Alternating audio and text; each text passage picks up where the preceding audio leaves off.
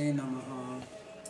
वन्देऽहं श्रीगुरोर्श्रीयुतपदकमलं श्रीगुरून् वैष्णवांश्च श्रीरूपं साग्रजातं सहगणरघुनाथान्वितं तं सजीवं साद्वैतं सावधूतं परिजनसहितं श्रीकृष्णचैतन्यदेवं श्रीराधाकृष्णपादान् सहगणललिता श्रीविशाखान्वितांश्च हे कृष्णा करुणा सिन्धो दीनबन्धो जगत्पते गोपेश गोपिकान्त राधाकान्त नमोऽस्तु ते। तप्तकाञ्चन गौराङ्गी राधे वृन्दावनेश्वरी वृषभानुसुते देवी प्रणमामि हरिप्रिये। नमो महावदान्याय कृष्णप्रेमप्रदायिने कृष्णाय कृष्णचैतन्य नामिने गौरकृष्णे नमः। पञ्चतत्त्वात्मकं कृष्णं भक्तरूपस्वरूपकं भक्तावतारं भक्ताख्यं नमामि भक्तशक्तिकम्। श्रीकृष्ण चैतन्य प्रभु नित्यानंद श्री अद्वैत गदाधर श्रीवासदि गौर भक्तवृंद। हरे कृष्णा कृष्ण कृष्ण हरे हरे हरे राम राम राम हरे हरे। नारायणं नमस्कृत्य नरं चैव नरोत्तमं देवीं सरस्वतीं व्यासं ततो जयमुदीरयेत्। Reading from Srimad Bhagavatam, 3rd canto, 7th chapter, verse number 9. Maitreya Rishi has begun answering to the question raised by Sri Vidura. And his main question is, how is it that Lord, who is transcendental and does not undergo any modifications or transformation, creates or is the cause of the universe? Because to be the cause of something, especially the efficient cause, the material cause, upadana karana, one has to undergo change. Anything which is the material cause has to change to give the effect to the product or effect or whatever is the outcome. And second thing is that he does not have any contact with the material gunas, material nature, so how can he undergo any change? And the other question was related to the living entity, because living entity is also spiritual and therefore not influenced by matter. It is superior to matter. So how it can be bound by matter which is inert? So these are the questions which are usually not tackled in philosophy. Especially the Western philosophy does not talk about these things. Buddhism does not talk about it. Jainism, they also don't touch on this point. And that's why Western people are able to relate with Buddhism. Because when you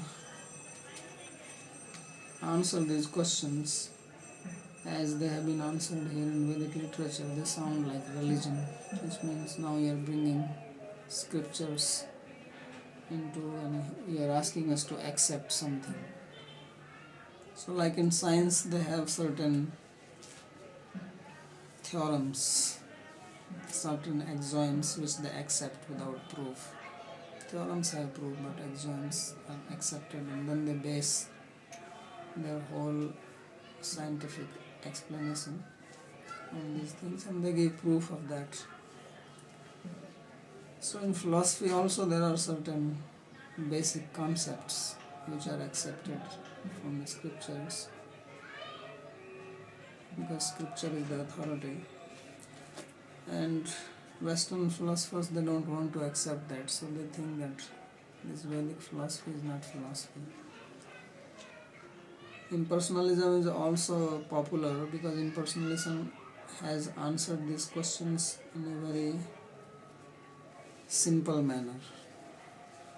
It's done away with God and accept everything is impersonal and eternal. But Bhagavatam accommodates the personal feature of God also. In fact, goes to say that personal feature is even superior than the impersonal feature. But to accommodate that, one has to transcend logic, because logic cannot approach this idea of personalism and impersonalism existing in the same object or in the same entity. These two things seem to have contradictory characteristics. That impersonal Brahman is all pervading, has no qualities, and God as a person has a form and qualities and actions. In Brahman there is no activity. So Bhagavatam tries, or not only tries, but it has its philosophy that both things are together. They are in one absolute reality, and that is the Tattva. That's the name it gives, Tattva or Satyam Param. That's the first verse of Bhagavatam, Satyam Param Dhimahi. So this thing is very difficult to accommodate by logic, and because our mind has ideas or experiences of this material world where we have cause and effect relationships. We see this in our daily life, that certain things exist and they have their cause, and if you know the cause, you understand the effect, and vice versa. But God, because He is beyond this, and that's why we have the explanation that spiritual world is beyond Karnarno, which is the causal ocean. Means if you want to understand God really, you have to go beyond cause. You have to cross this ocean of cause and effect. If you don't go beyond that, you will not understand. And if it is beyond cause, then it has to be causeless. So this is the first thing which Maitreya has said here. It is Sayam Bhagavato Maya Yannayena Viruddhate. That first concept you have to accept, that God has Maya. And Maya is contrary to our logic. It does things which do not fall within the fold of logical understanding. And actually that is the godliness of God, that it is beyond logic. If He was also available to logic, then He is not God. Then He will become a product of our mind. As a charge is put generally that mind is a creation of God is a creation of human beings. No, it is not a creation of human being, because human beings or human mind cannot conceive of God. This is the whole thing said here, that God is that which is beyond our mental conception. That is the very first thing spoken here. The very idea that a human mind thinks that there is God, it came because human mind thinks that we are not perfect, we are not complete. So this idea of being perfect and being complete, it is not a creation. If we feel imperfect, if we feel limited, that itself implies that there has to be somebody who is perfect, who is complete, and who is beyond us. So Maya is that which is called aghatana ghatana patiyasi, that which can do things which are normally not possible, or which are beyond our human mind our human experience. So science has reached this level now in quantum physics where they see things which have demolished the classical physics of Newton or Newtonian physics, because they have experienced things which do not match with the experience which they had before in classical physics. And Bhagavatam is speaking of that. The very first verse has said that Mahiyanti Yat Suraya. The very first verse of Bhagavatam said that what is being spoken here is that in which the great scientists become bewildered. Surya means learned, scholar, wise. They are Mahiyanti. They cannot understand by any experimentation. Because Tejo Vari Mridam, Maya can make fire look like water and water look like fire, and earth look like fire, and vice versa. Tejo Vari Mridam Yatha Vinimaya, exchanging. So that is what Maya is really. That we are not this human body, but nobody is ready to believe this. No matter how many times you hear this, it's impossible to get out of this concept. You can talk about humility, you can talk about devotion, you can hear, very nice to hear, but when it comes to doing, we do the way we do it. So why is this? This is because of Maya. So therefore Krishna says, Mama Maya Duratyaya, that my Maya is Duratya. Very Atya means to go beyond, to cross, and for that you have to understand.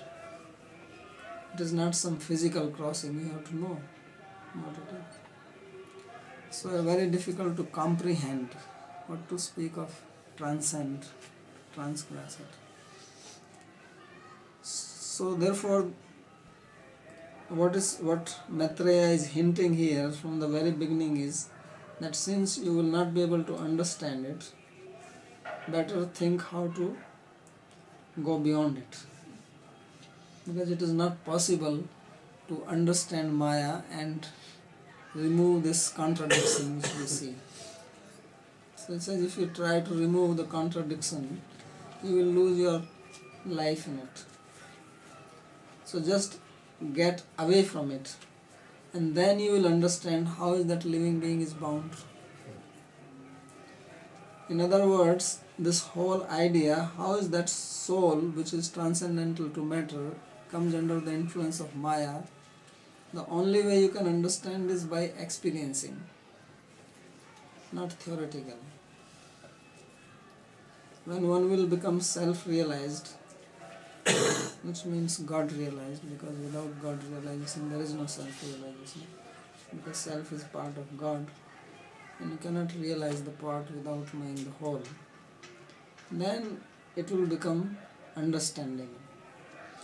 So if one really wants to understand, one must take to the process of going beyond Maya.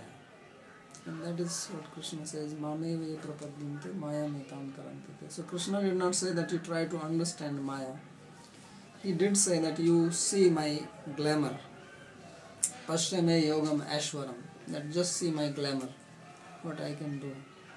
Which is just a spark of my energy. But he did not say that you try to understand it. He says you try to go beyond it. And that is by surrendering to him. So Maitreya is starting with the same idea that understanding Maya, we don't have the ability, but we can go beyond it, and therefore he is going to give us a process how to get rid of Maya, and once you have got rid of Maya, then you will also know what it was. Otherwise, this is a very big riddle, that how is that God is transcendental, and then all these questions, why did he put us here? He does it for his Leela, that means we have to suffer for his Leela's sake. He is enjoying, we are suffering. When did he do it? Did we make a choice to come down to this material world? All these things, which are all meaningless questions. Because these questions are wrong questions. These are questions asked with the idea of that something has a beginning, God has a beginning, we have a beginning, which is not true. So since it is not true, the question itself is wrong. But we get hung up on this, and then there are whole sampradayas just on the basis of answers given it. So if you want to know how to swim, then you have to jump into the water. Not that first I will know how to swim, then only I will go into the water. Because if I don't know how to swim, I am going to drown myself. And anybody who knows swimming or who wants to teach swimming, he will say, no, you have to come into the water. But the natural logical mind will think that, what are you talking? How can I go inside the water when I don't know how to swim? That's what logic says. And the teacher will say that you have to give up this logic. If you want to know how to swim, you have to first come inside. And the student will say, how can I come inside if I don't know how to swim? So Maya is something like that. That you have to actually jump into the process, and then you will know, otherwise not possible. So we were reading the commentary of Sri Vishwanath Chakravarti Thakur, and he explained this verse that it applies both, because he has asked, the question was asked about Lord as well as about the Jiva, the living entity. So he first applied the verse, that it is how it is answering the question raised about the Lord. And now he is going to answer or explain how this verse is also speaking about the living entity. So we'll start from that part.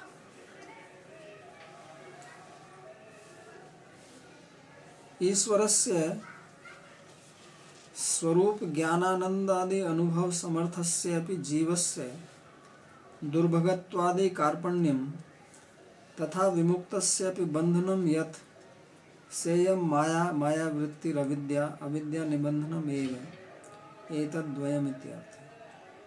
So here it is said that Ishwarasya Vimuktasya Karpanyam uta bandhanam. Ishvara means the controller, and Vimukta means liberated, and Karpanya means the miserable position and bondage. So he says, how is that living entity who is Ishvara, means it has the ability to experience the consciousness, happiness,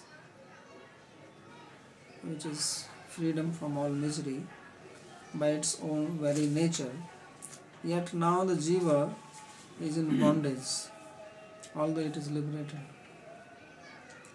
So he says this is because of Maya. And therefore, simply by theoretical understanding, one will not become liberated. In the Upanishads there is a statement, Rite Jnanat na mukti, that without Jnana there is no mukti, liberation. And therefore impersonalists or Advaitavad is based on that idea that you have to have Jnana, and Jnana means just contemplating that I am Brahman. But this is not going to get one out of Maya, because no matter how much you contemplate, you are contemplating with your mind. And simply by contemplating with the mind, one will not get freedom, because mind itself is material.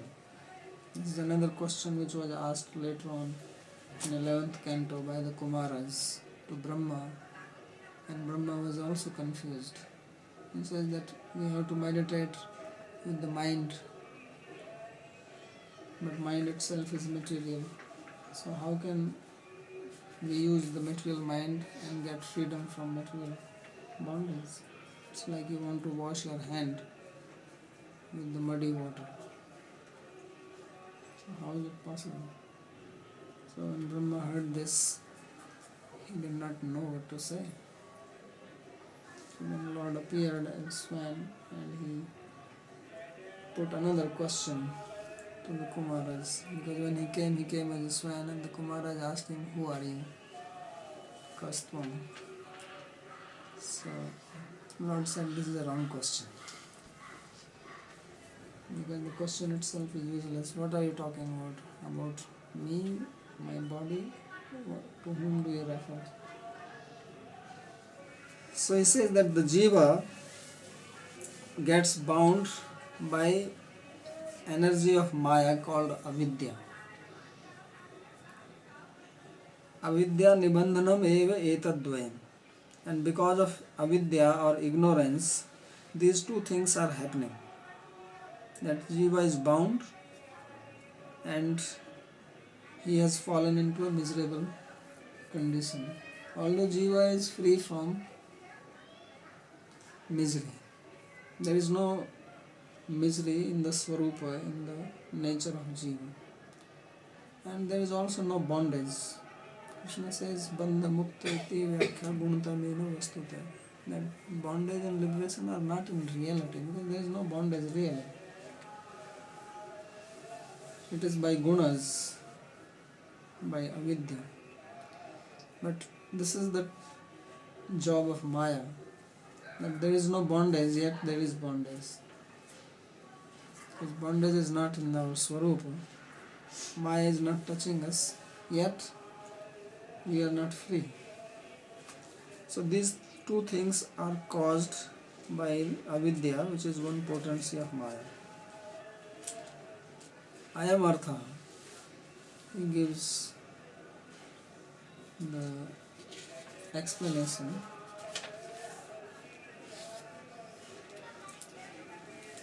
Previously, Vidura has used the word ajaya. Avilupta vibodhatma se yujyet ajaya katham. That soul never loses its consciousness. It is not possible for soul to lose consciousness. That its very nature. So how it becomes bound with aja?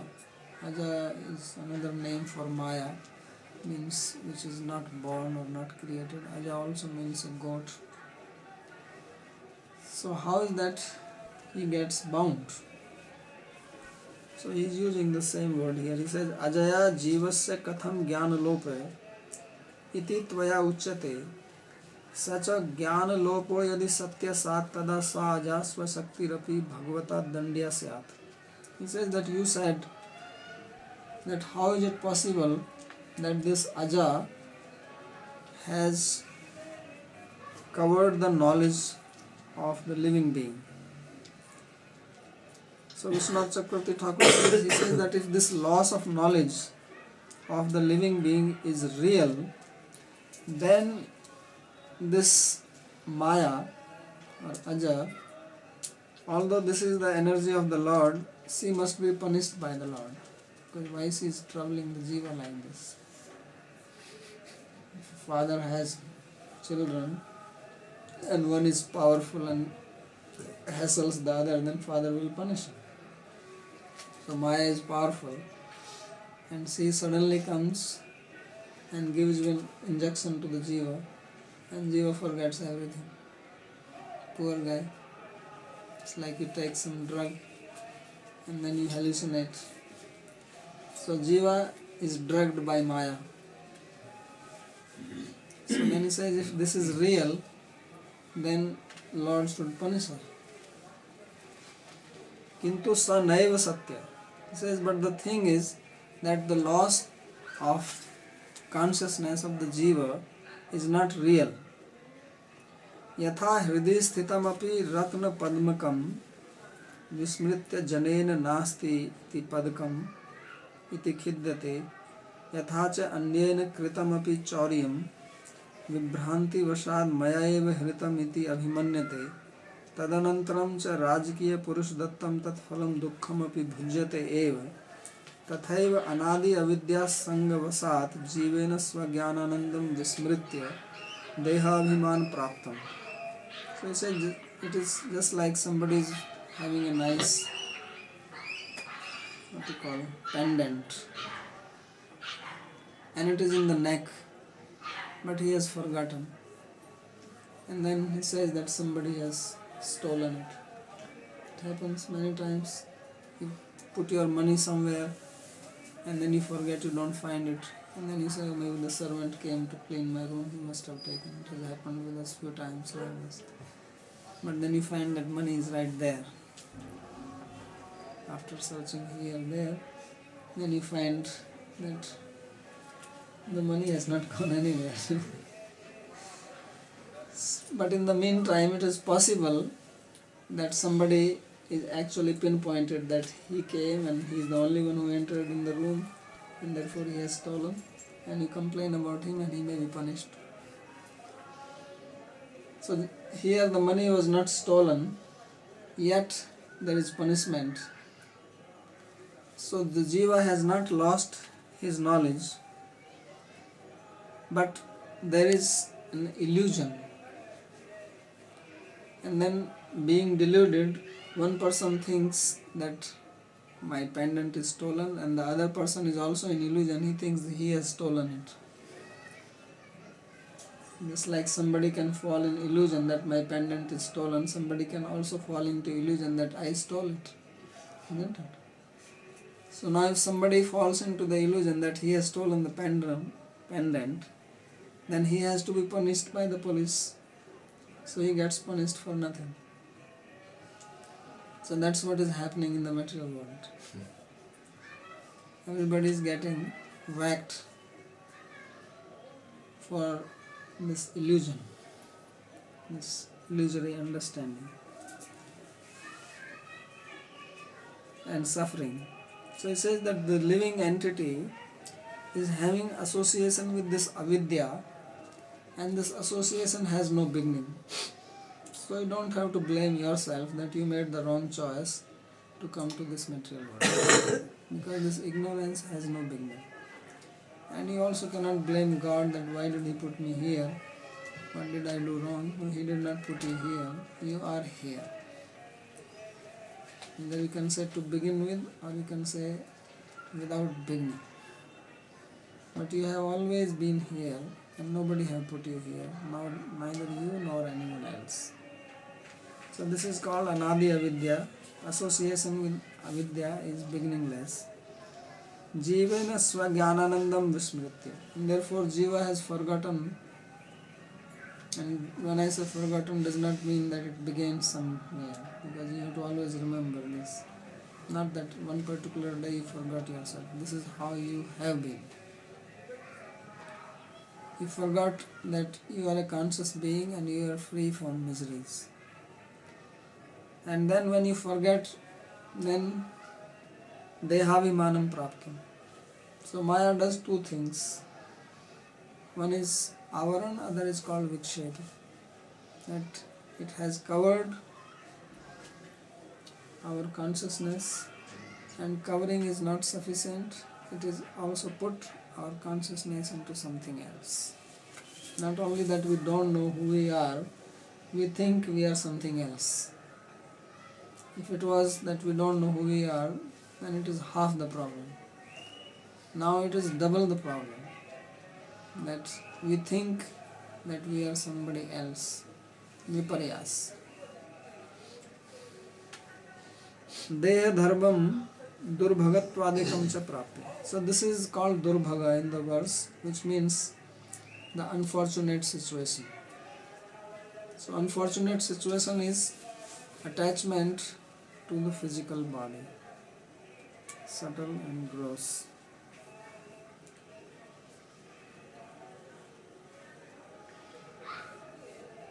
So klishyate, and because of that, then there is klesha.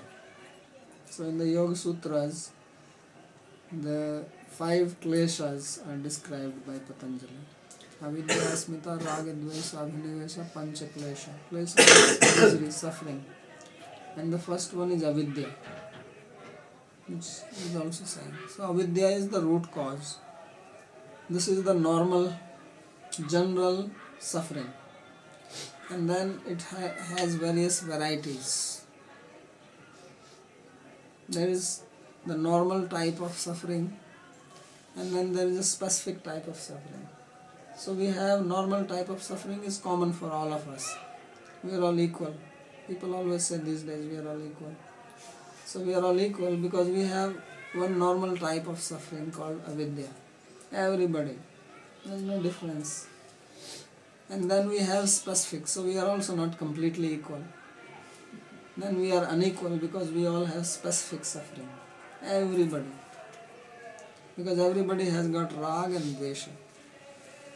We have some attachment somewhere and some aversion. And these are the cause of suffering. These are varieties. And then rag and dvesha give rise to other things. So many other ways. Jealousy, enviousness, fear, traumas. All these are coming from them. These are all children. Like if you read Bhagavatam, they talk about he has this wife and this wife gave birth to this boy and he married to this and this baby went on. All this family of rag, dvesh, irsha, these are described there.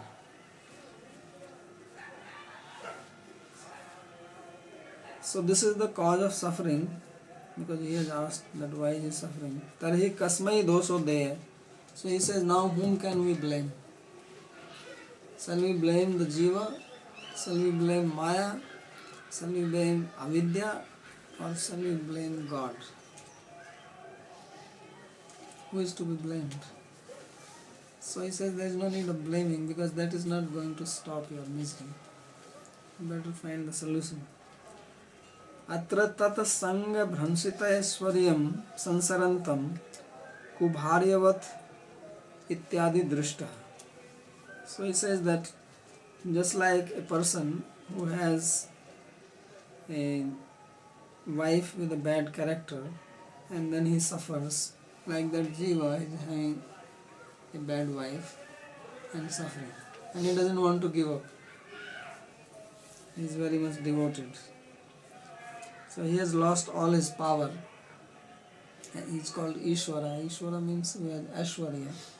So all the Aishwarya has been utilized by the wife. So wife, what does wife does? She uses the money of the husband. And then the husband has to work. So he lost all his money in the process. Kinchid Aishwarya Sambhavatu Jivopi Ishwar Shabdena Ukta. But he has not completely lost everything. He says that he still has some power and therefore he is called Ishvara. Otherwise he will become totally an Ishvara. He is not so bankrupt. He can still do something. That is the situation of the living being. Kechit punar evam vyachakshate. Now some people, they speak like this. We also have to talk about other people. And this talk about other people is so that you don't misunderstand. Because there are various explanations given. He has given explanation how Bhagavatam is speaking. But people also have different explanation and he has to pinpoint that this is wrong. So they talk like this.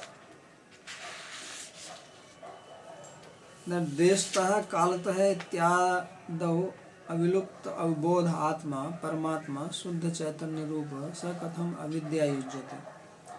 The question which was raised by Vidura was Deshtah Kalato Yosau Avasthata Swatonyatah Avilupta Avbodha Atma Sa Yujyat Katha Ajaya Katham. That there are 5 ways one can lose one's knowledge or consciousness. And he says that all these 5 are not applicable with this Atma. So how he got mixed with Maya? So they apply this verse on Lord and not on Jiva. Vishwanath Chakravarti Thakur explained that this verse is talking about Jiva, but some people they explain that this verse is talking about the Lord. So they say that how is that Paramatma, Supreme Lord, who is Shuddha Chaitanya Rupa, who is pure consciousness, how can he become combined with Maya? Because whether by place, by time, by himself, by others, by situation, it is not possible. Paramatam ashritya purupakshinaha prasnasya uttaramah seyamiti. So they say that by accepting the opinion of others, who are called Purupaksha, then this verse is giving the answer. Same, भगवतो माया यन्मयेन विरुध्यते। इयमेव भगवतो माया भवेत् माया मोहितत्वं विना ईदृशः प्रश्नो न घटते इत्यर्थ। He says that this indeed is the Maya of the Lord. The Maya of the Lord is such, they are saying that even you are asking this question. So even your question is being asked because you are influenced by Maya. Otherwise, how can you ask this question? So Maya mohitatvam vina idrisha prasno na ghatte ityarth. Yad yasmat nayena nitya viruddhate. Why? Because he says this is even against morality to ask such a question. Niti virodham eva hai. And what is that virodh? What is the contradiction against morality? He says Ishwarasya paramatmanopi maya mohitatvena jivatve sati karpanyam bandhanam cha. He says that it is Ishvara, the Lord himself, when he becomes bewildered by Maya, he becomes Jiva. So this is the philosophy of Advaitavad, because in Advaitavad there is only Brahman and there is no two things, there is only one. And when Brahman becomes influenced by Maya, then he becomes Jiva. And Maya has two features. One is avidya, ignorance, and other is vidya, knowledge. So when Brahman becomes influenced by vidya, then he becomes Bhagavan, God. When he becomes influenced by avidya, then he becomes Jiva, living entity. So there is only Brahman, then division of Paramatma and Jiva come, then Paramatma is above Jiva, Jiva has to worship Paramatma. And it is all because of Maya. This is their philosophy. And then Jiva becomes bound, Karpanyam Bandhanam cha. Nahi ekameva Shuddha Chaitanyam Maya Mohitam Sadeva Jiva iti Tadeva Amohitam Sadeva Paramatma iti Bhaktam Yujyate. So he says that this type of explanation is not proper, because how is that if there is one absolute reality which is pure consciousness, you can name it Brahman or whatever, that Maya bewilders this one and makes Jiva out of him, and the other one is not bewildered and remains Paramatma. So some people say that other part, which is the Vidya part, is not in delusion. It is only influenced by Vidya potency of Maya. The knowledge potency of Maya is Paramatma or Bhagavan. And because it is Vidya potency, so he is not an illusion like Jiva. He knows who is he, and therefore he is worshipable. And Jiva is bewildered because he is under the Avidya potency, ignorance. So he says it is wrong to say that one becomes divided in two. One under the influence of Vidya. How is this possible? Because you have only one mind, isn't it? You have one ego. So how can you bifurcate yourself that one part is thinking that I am Bhagavan, another part is thinking I am a living being? It's not possible. Of course they have split personality. So maybe God is having the problem of split personality. Because one part is thinking Jiva, other is thinking that he is Paramatma. Only thing is that in split personality it does not happen simultaneously. It happens in turns. But here it is happening simultaneously. Same time, one part thinks I am Paramatma, other part thinks I am a Jiva and I am suffering. So he says this is not proper. Nahi swamaya swayam mohitascha amohitascha yugpat eva kopi bhavati iti param eva anaya.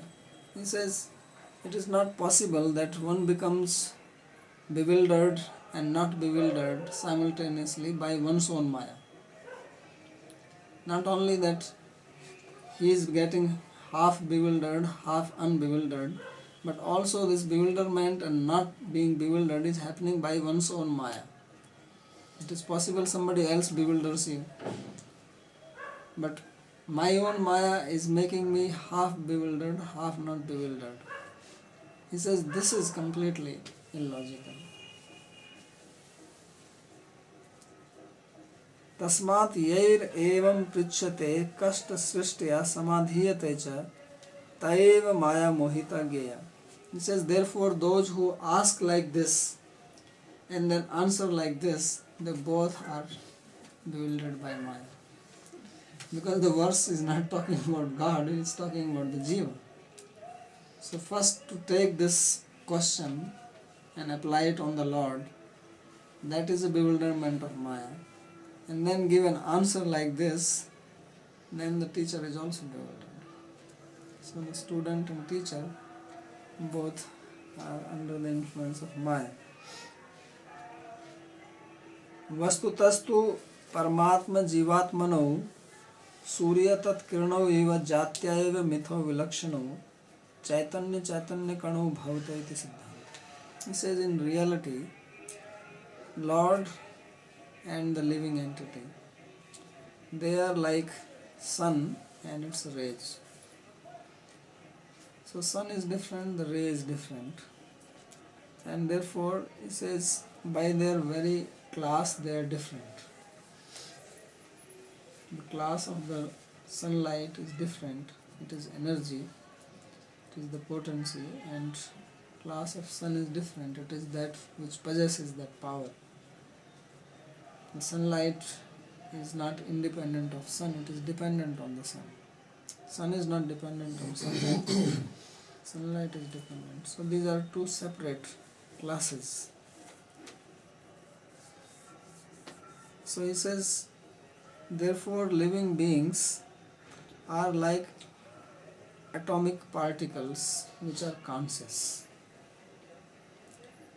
And Lord is the source of these particles. He is the Chaitanya, he is complete conscious being, and the living beings are also conscious, but they are atomic in nature.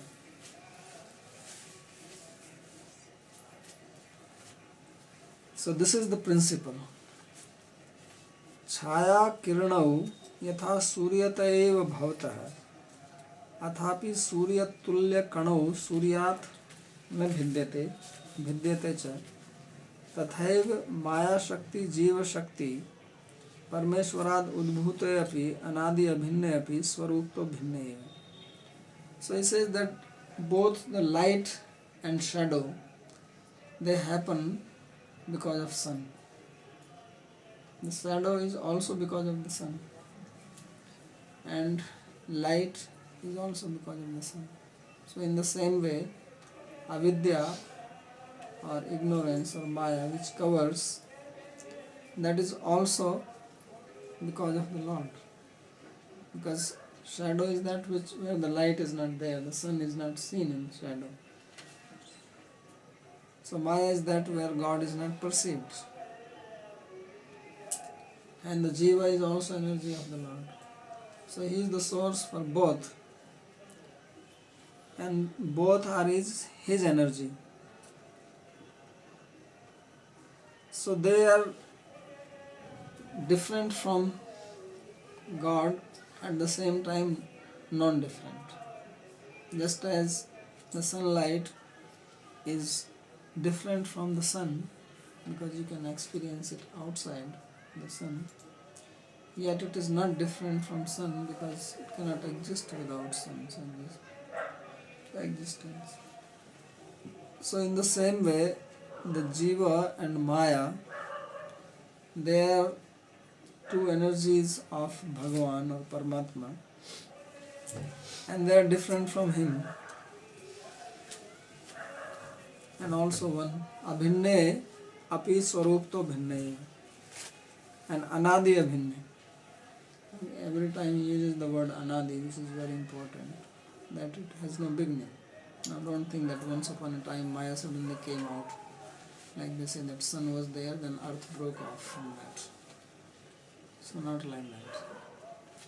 Maya is also beginningless, and Jiva is also beginningless, and they both are part or energy of the Lord. In that sense, they are not different from Him. Simultaneously, they have their own existence by very constitution.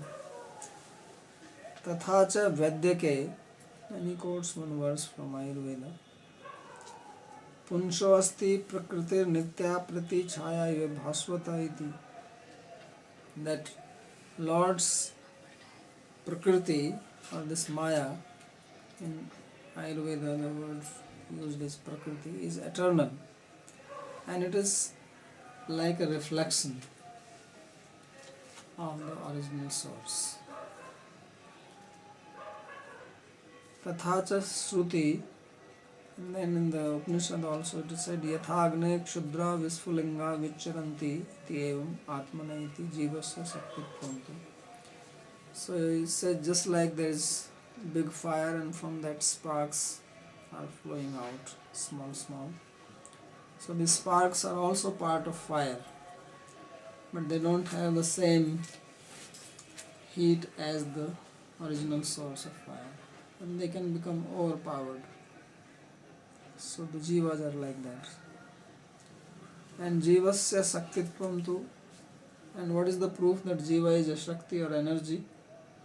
So Krishna himself has said this in Bhagavad Gita. Apare itastvanyam prakriti vidhi me param jiv bhutam mahabaho yenam dharite jagat. So he talks about his para prakriti and apara prakriti. So first he talks about bhinna prakriti rastada, 8 types of my prakriti. He says this is apara prakriti, or the lower energy. Prakriti here means energy. But then he says that there is another superior energy, prakriti vidhi me param anya. This superior energy is the jiva bhutam mahabhav, and yaya idam dharete jagat, and that energy is that which is upholding the universe. The universe is for the living beings. So this is the answer given, and then he continues. He gives one example here. He says, Yadarthena vinamusya punshah atma viparyayah pratiyate upadrashtuhu svasirachchedanadikaha. He says that it is because of this Maya that you can see things which are not the way you see them, in a different manner. Yad arthena vina amushya punsha atma viparyaya. And because of this there is atma viparyaya, that the living being is considering oneself, himself or herself, as something else. So that is the influence of Maya, vinapi arthena. Pratiyate updrashtu svasirachchedanadikam. So he gives an example here to understand. He says, just like sometimes you dream, not that everybody has such a peculiar dream, but it is possible to have such a dream, that you see in the dream that your hand is cut off. So you are seeing it. So how is it possible that you see your head cut off? It is not possible. Nobody can see one's own head cut off unless somebody is Barbaric. Barbaric was the grandson of Bhima, and before Mahabharata started, Pandavas were taking stock of their army, and everybody was saying what they can do, because you have to know your strength and how to position. So at that time, Bhima had a son Ghatotkach, and Ghatotkach's son was Barbaric. So Barbaric came there, and he was also invited, and he says, actually you don't need to labor so hard, I can take care of the Kauravas myself. So everybody looked at him and says, why this guy is speaking proudly, of course. A Kshatriya has to speak proudly. Otherwise, how can you fight? There's no fighting without feeling. If you are just feeling like a humble devotee, you will not fight. So anyway, since he was saying, he says, what is the proof that you alone? He says, don't worry, I will take care. I will go and fight. I will smash everybody. You relax. You can cool your heels. So Krishna said, how do we believe you? He says, I will give you proof. So he says that, look at this tree here. And this tree has got thousands and thousands of leaves. He says, I will release an arrow. And this arrow will pierce every leaf. And I'm also going to put some sindoor. This Indian lady put in the partition of the head. And this arrow will go and touch all of you near your heart and come back to me. So he released the arrow. This arrow went, and just to give a proof, because he put this kumkum on top of this, so a little bit was remaining in everybody's chest, because he didn't want to hurt anyone. So he says, look, this is the proof. So it touched all these thousands of people who were standing, it touched, and then pierced, and it came back to him. So you see, now you prove I can kill everybody. So Krishna saw this, he immediately took his chakra and cut his head off. So this rascal is spoiling the whole game.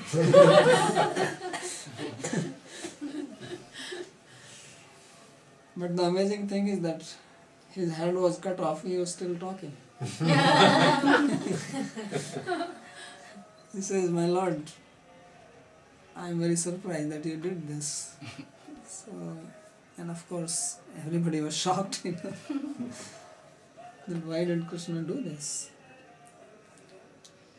So, and nobody dared to ask him also after his question.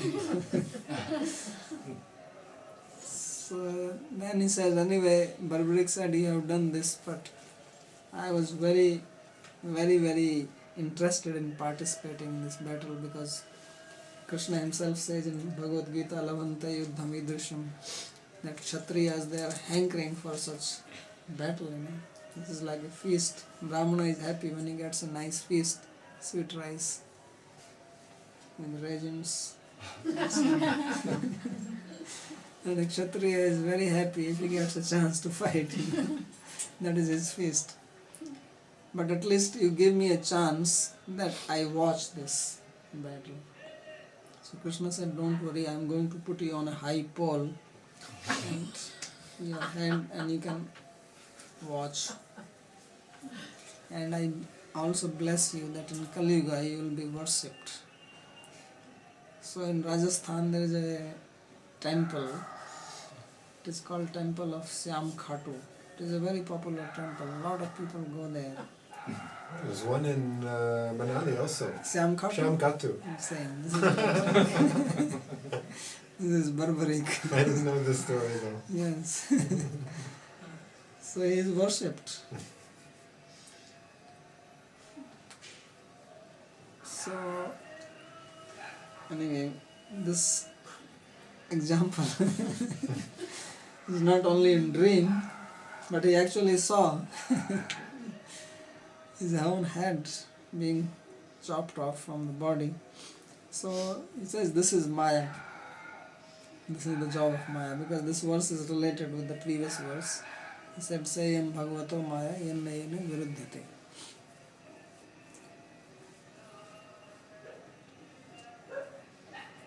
So Vishwanath Chakravarti Thakur, he explains, Tatra Bhagavataha Pristhasthitaya Anadi Avidyaya Tamah Swarupaya Anadi Vyamukhya Roop Bhagavat Prishthanam Jivanam Jnanam Yallupyate Tasya Vastutvam Karanam Napi Prayojanam Kimapasti. He says, this avidya, which has no beginning, which is the nature of tamas or ignorance, and it is situated on the back side of the Lord. When Lord's body is described, it is also described with all his energies. That's why Lakshmi ji is on the chest. No, it is not that she is always hanging here on the chest. It's also outside. But when only one tattva is described, he is the only one, then all these energies which seems to be outside, they are seen in his own body. That's why he has all various marks on his hands and feet. They all signify the different potencies. So Maya is on the backside of the Lord. So Jiva is not looking towards the Lord. He is not on the front side, he is on the back side. That's why Maya is doing his job. If he has to be free from Maya, then he has to come on the front side. Krishna says, surrender to me. Now you cannot surrender to somebody from the back side. It's not that you go somewhere, somebody is standing, you go back side and pay obeisance, say, I am surrendered to you. You have to go on the front side. So back side is Maya. So he says that this is situated on the back side. Anadi Vamukhya Roop Bhagavat Prishtasthanam Jivanam, and those jivas who are on the back side, she is playing with them. Because Devi Maya, Krishna says Devi Hiya Sagunamayi Mama Maya. Devi means which plays. It's playing with the children. So many children of Maya, and she is playing on the back side. And Krishna is not noticing it. Because if he will notice, then Maya will be lost from there. Like a shadow remains on the light is in front, shadow is always on the back. So these jivas are also Anadi Vamukhya. This Anadi, very important word. That it has no beginning of their Vamukhya, of their non-devotion to God. There is no beginning. And it is because they are on the back side, therefore their jnana, their knowledge, their consciousness is covered by Maya. Tasya na vastutvam karanam napi prayojanam kimapi asti. So he says that really speaking, there is no real reason for it.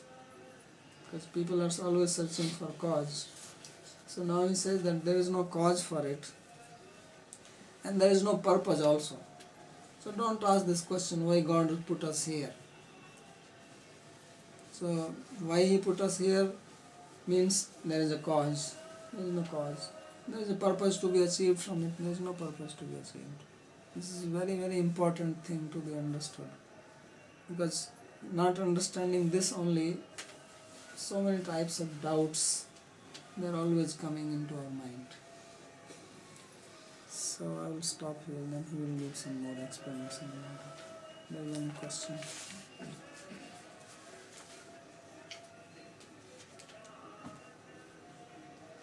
If there is no purpose to be achieved. No purpose of this bondage. Uh-huh. The purpose to be achieved now is to get out of this bondage. Uh-huh. But why you are bound here, this has no purpose and no cause.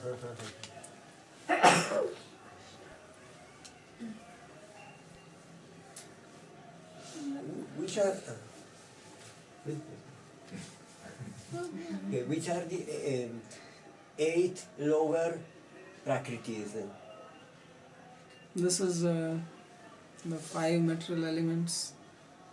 Then mind, I think, what is it? Bhumi Rapo Nalo Vayu Khammano Buddhi Revacha. Mind. Mind means manas. No, yeah. And Buddhi, intelligence. And Ahankar. Bhumi Rapo Nalo Vayu Khammano Buddhi Revacha. And tanmatras, no? Ahankar, those tanmatras are subsumed in the 5 elements. He is saying 8, but this 8 can be expanded into 24. Ahankar iti yamme bhinna prakriti rashtana. And para-prakriti is prakriti herself. Para-prakriti is the internal prakriti, spiritual. And what is it? What is it? That will be described. Looks like it is Purusha. Purusha is the one who possesses it. Prakriti is possessed by Purusha. It's like you have your nature. Mm-hmm. So you have ability, say, to paint. Mm-hmm. So this ability to paint is your ability. Uh-huh. It is not independent of you. It is not existing somewhere outside you. So that is called your prakriti. And this is para. So like that, Krishna has two types of prakriti, Mhm. para and apara. That's what he said. So para is his. Both are his. Okay, but para also is his. Para is his. Alright. And apara is only his. So apara is that which is on the back side and para is on the front side. Okay. Is not so important. So one is part you, and the other part is all One is with which God himself God. participates directly. Yes, and then the And other in the part other is one he entirely. does not participate directly. I have a question. You were discussing that the mind cannot know itself, understand itself, and then you also give the example that when you want to wash your hands, you don't use muddy water. But we also have a different concept there. How do you take out a thorn is with a thorn. So that kind of idea is also there. In the Bhagavad Gita, doesn't it explain that the mind, one should deliver oneself by his own mind. The mind is the best friend of the living entity and his enemy as well. So how would you describe the function of the mind in terms of Well, self-realization? when it is said, when I said that simply by your own mind means not taking any other help. Yes. Yes. So, but when you are removing thorn with another thorn, then some human being, it's not that thorn is walking itself and removing the thorn. It's operated. Yeah. So in the same way, if your mind can be utilized, when Krishna says, Mane, what is that? Atma hive atmano bandhu, atma vitur atmana. So when it is bandhu, it is friend. When it is under your control, means there is somebody who is using mind as an instrument, Exactly. like using thorn as an instrument to remove the thorn. But you leave the mind to itself, then it will drive you crazy. So using this as an instrument, then you have to have transcendental knowledge. Then it's under the control really of the consciousness, the Yes. conscious self. Yeah. So it is actually consciousness who is coming into the picture. And now consciousness is just sleeping and mind is taking the lead. So that will not work. But the same could be said about intelligence, because in many other instances of the Gita and Shastra says that you should deliver with deliberated intelligence, you should control the mind. You should? Control the mind with the intelligence. Hmm. So it also implies that there is someone that is behind the mind, the intelligence. Yes. And there's beyond intelligence. Buddha partastu sa. And there is also soul beyond Buddha. Because all these things are just inert.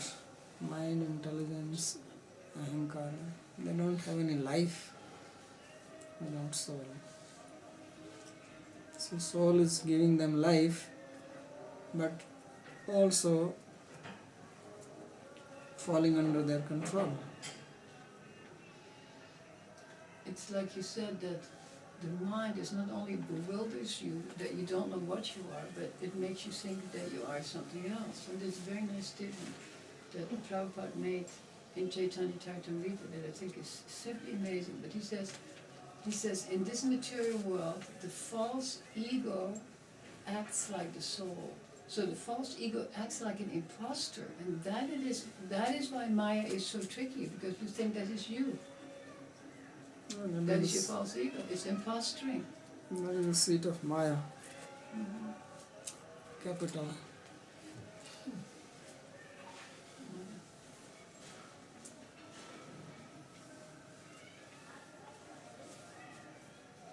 About this energy of the Lord.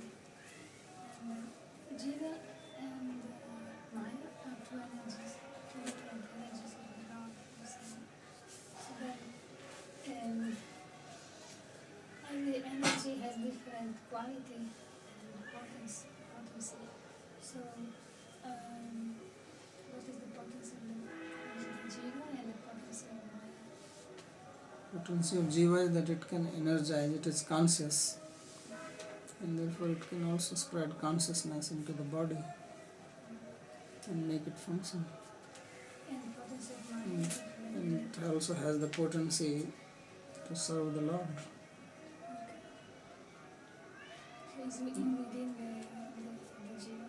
Hmm?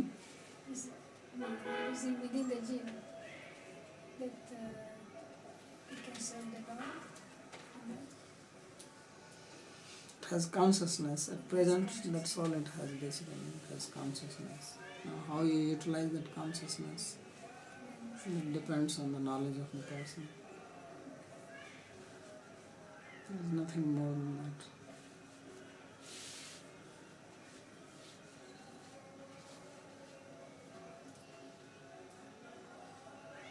In the beginning of your class, you compared the position of, let's say, personalist with the position of Advaita Vedanta, let's say Shankaracharya's position. Hmm. And you said that in the personalist case, it's more clear. It's clear that one has to go beyond logic. Yes. Would you say that in the Advaita or Kevala Advaita position, logic takes over? Yeah, they You said ultimately, something, ultimately they also have to go beyond logic because Yeah, they also say that it is anirvachniya. But they, the very reason they don't accept that absolute reality has a form is because they think it is illogical, that something which has a form and can be all pervading. So Brahman has no form, therefore it can all pervade, and absolute reality has to be all pervading. Because one of the characteristic or prerequisite for anything to be absolute reality, that it must exist everywhere. So now, according to them, it is not possible for anything which has a form because form limits you. So in that sense, they are using the logic and just limiting themselves. Because our understanding from Bhagavatam is that God has a form and yet He can pervade everything. So this is beyond logic. I followed some classes last year of a contemporary teacher of Kevala Advaita. And my impression also was that there is an excessive use of logic. Yes. This was my impression. What would they say that in their path also, as you mentioned, that one has to go beyond logic? Because the Vedanta Sutra itself says Tarko Pratisthana.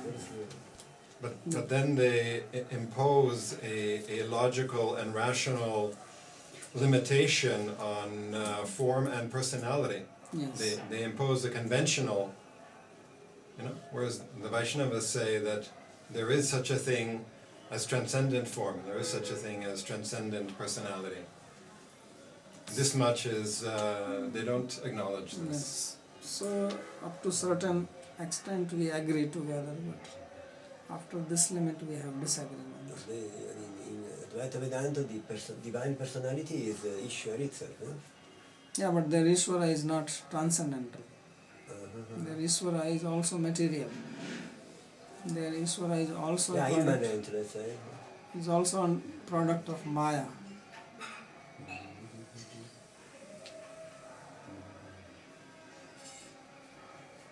There is one school of Mayavad called Bhagavad Sampradaya. They say that form of Ishvara is not Maya, it's spiritual.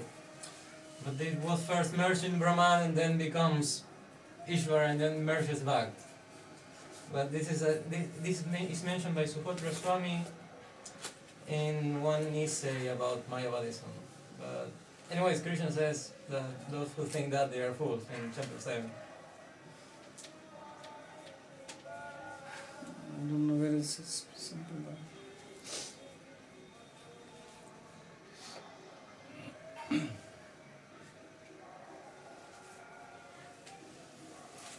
Okay.